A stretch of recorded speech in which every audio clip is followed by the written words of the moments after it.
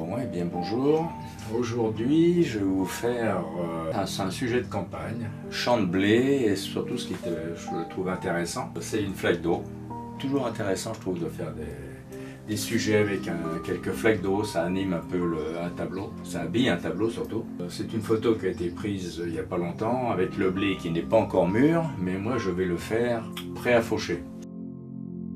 En plus, pour compliquer un peu la chose, je vais peut-être ajouter coucher de soleil, ce qui devrait me donner en plus des reflets orange, jaune, rouge, un peu sur la flaque. C'est ce qu'il y aura sur le ciel. Le but, c'est de ne pas copier à 100% le sujet, mais de s'en inspirer tout simplement. Avant de commencer chaque tableau, tous ceux qui travaillent avec moi en général, c'est ce que je leur fais faire, c'est leur déjà regarder où se trouve la ligne d'horizon. Même si on n'en a pas franchement besoin. Donc pour moi la ligne d'horizon elle se situe quelque part au bout du chemin là. Alors là je n'ai pas vraiment de ligne, j'ai des lignes bien sûr, mais j'ai des lignes courbes. Pour définir le point de fuite, puisqu'il faut savoir que les points de fuite en partant d'horizontale se rencontrent obligatoirement sur la ligne d'horizon.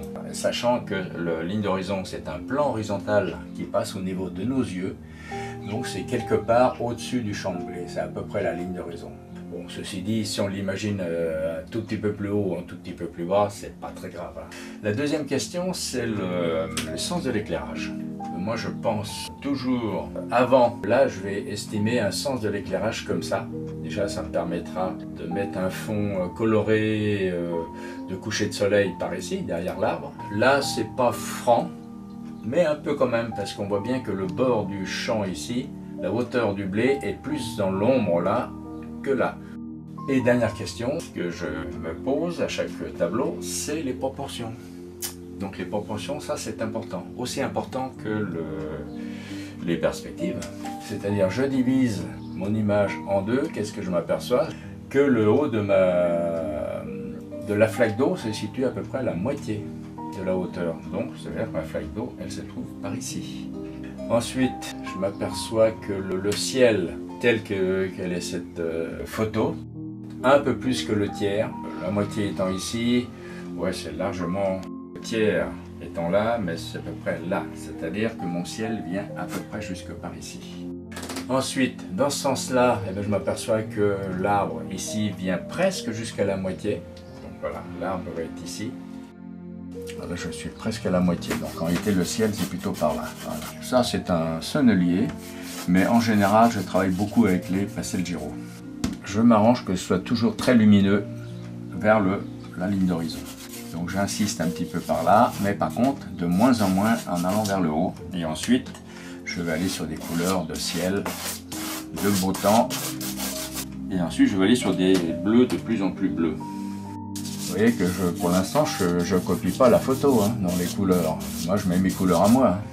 Une petite estompe pour qu'on ne voit pas trop le grain du papier. Une petite dynamique dans mon ciel comme ceci pour que le regard vienne dans cette zone-là. Mais j'aurais pu faire l'inverse, mais bon.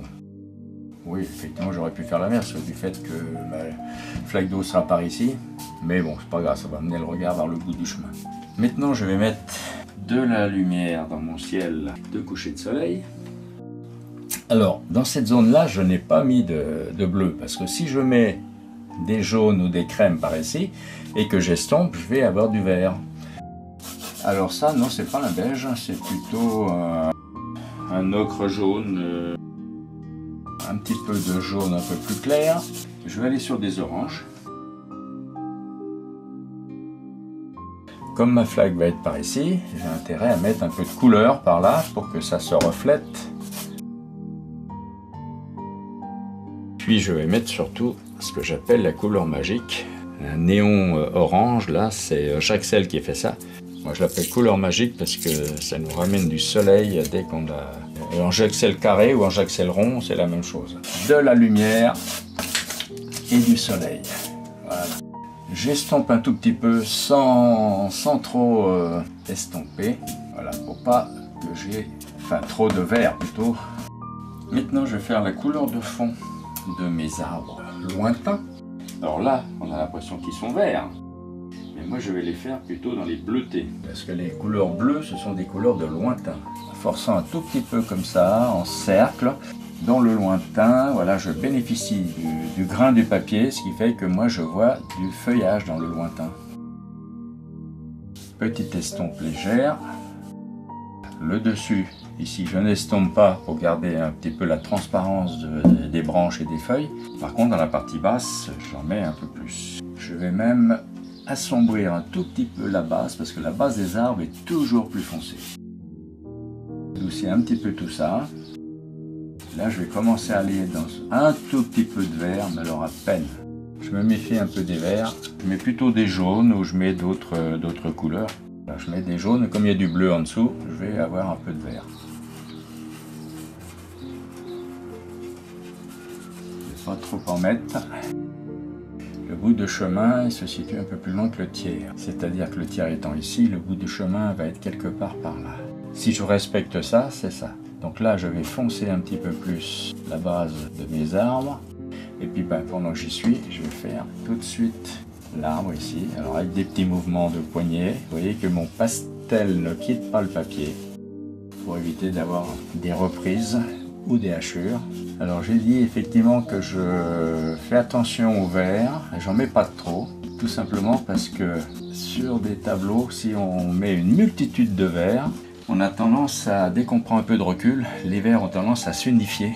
Et on a l'impression que c'est le même vert partout. Et à ce moment-là, notre tableau, il y a trop de verts sur les tableaux. Qu'est-ce qui compose les verts? En fait, des bleus, des jaunes, des ocres, des choses comme ça. Et ce qui fait que ça évite d'en avoir de trop de verts. Mais bon, ça c'est moi, hein, chacun fait ce qu'il veut. Hein. Voilà, pendant que j'y suis, je vais mettre peut-être un petit peu de tronc.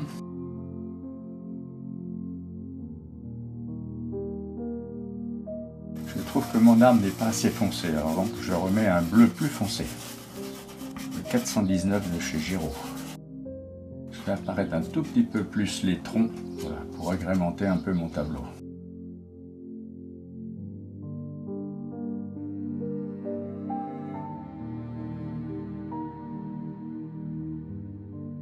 Je vais définir mon chemin.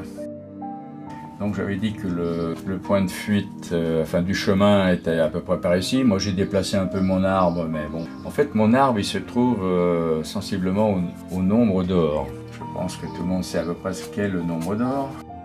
Ça remonte à peu près à l'époque de la Renaissance. Les perspectives ont été définies, la loi des perspectives a été définie. Et ils se sont aperçus effectivement qu'il y a dans un tableau, quand il y a une belle harmonie dans un tableau, il faut éviter de centrer un sujet. Il vaut mieux le décentrer un petit peu et c'est beaucoup plus harmonieux. En fait, on l'appelle aussi la loi des tiers. On divise en 3 le tableau dans un sens, en 3 dans l'autre et nous avons 4 points ici et il faut choisir l'un des, ou voire 2, mais enfin en principe c'est un point. Et là, on doit y mettre quelque chose d'intéressant. Ça peut être, même en abstrait, c'est intéressant, on y met une couleur tonique dans cette zone-là, mais sinon on y met un sujet, ça le met en valeur.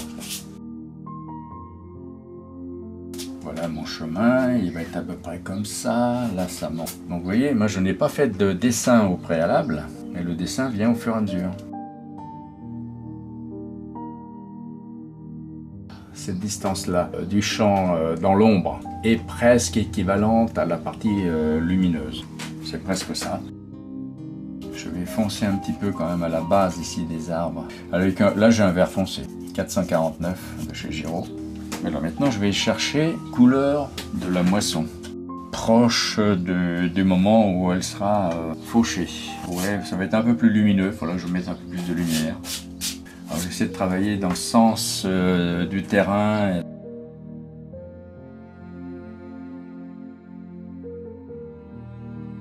Là j'y mettrai un peu de bleu-violet parce qu'on a des ombres. Avec les ombres du champ sur l'herbe. C'est pas ce que l'on voit là, mais aucune importance. C'est ce que j'ai envie de faire. Voilà, je m'arrange que ce soit plus lumineux vers le fond. Et l'autre côté.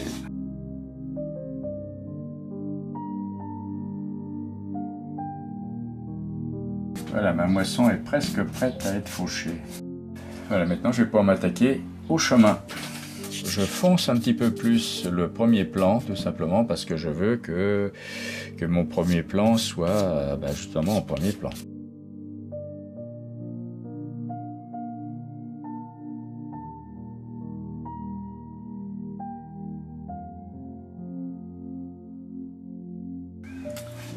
chemin, moi je le vois à peu près comme ça.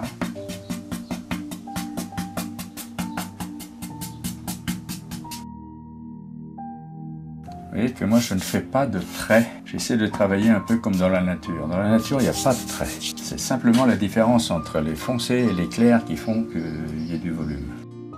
Un petit coup de couleur magique, pas trop mais un petit peu. Alors je vais faire un chemin à ma façon, hein. Un petit peu d'herbe au centre, il va y avoir ma flaque d'eau quelque part par là.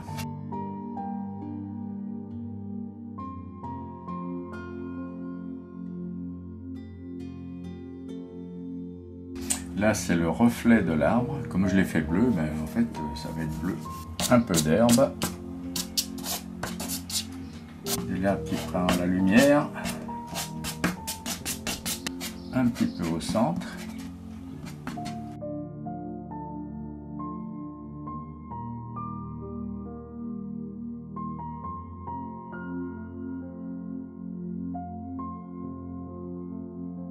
Je travaille pas en dessin, je travaille beaucoup en aplat. Je trouve que c'est plus naturel et au moins je peux calibrer la pression que je donne plus facilement que si je travaillais en dessin. Par exemple ici je n'appuie pas du tout. Là un peu plus.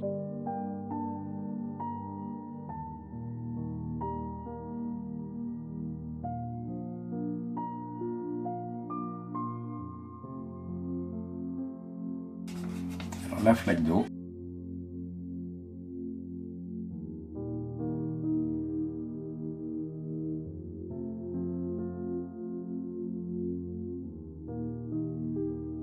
Une toute petite estompe au doigt, à peine, pour juste lisser un peu le tout.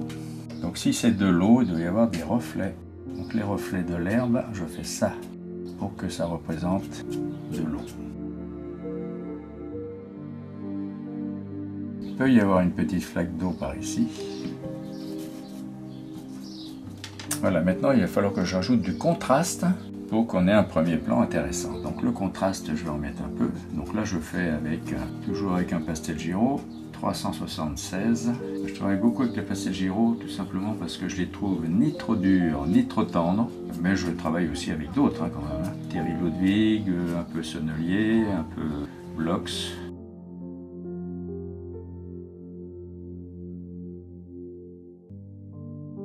Voilà, je prends un peu de recul et je regarde. Je pense que c'est intéressant de mettre un peu de couleur chaude ici, des bruns, des roux. Ça va ramener un premier plan plus net.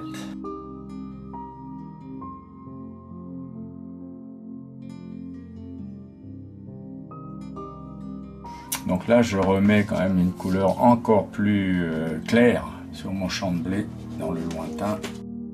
Donc là, j'appuie un peu plus. Toujours avec, si possible, pas la même couleur ou la même valeur au loin et au près. Allez, puis pourquoi pas un petit peu de turquoise quelque part là.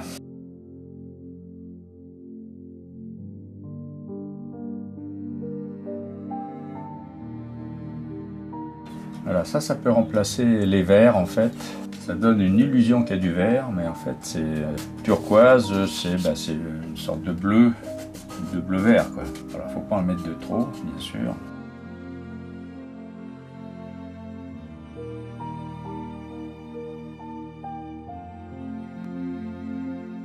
Je remets un petit peu de contraste là pour faire ressortir bien ma flaque qui avait un peu disparu.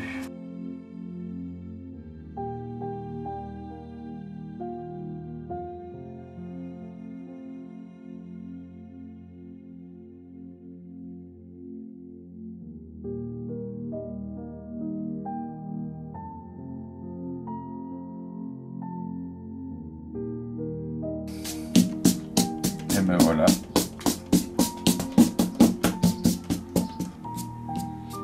Un petit flou ici, comme ça le regard va automatiquement beaucoup plus loin.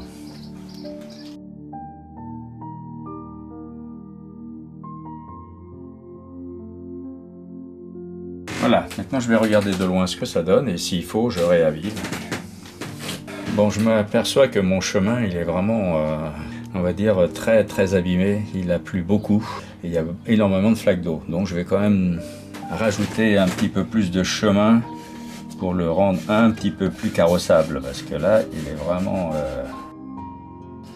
Mais ça existe, hein, des chemins comme ça.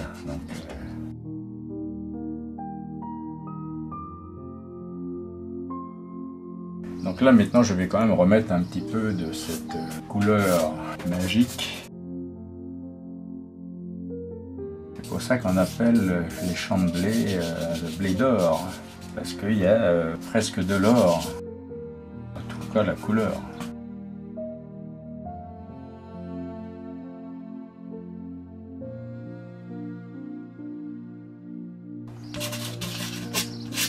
Bon, mais je vais l'appeler chemin de campagne. Je pourrais l'appeler champ de blé ou flaque d'eau, mais bon, c'est un chemin de campagne, mais après la pluie, hein.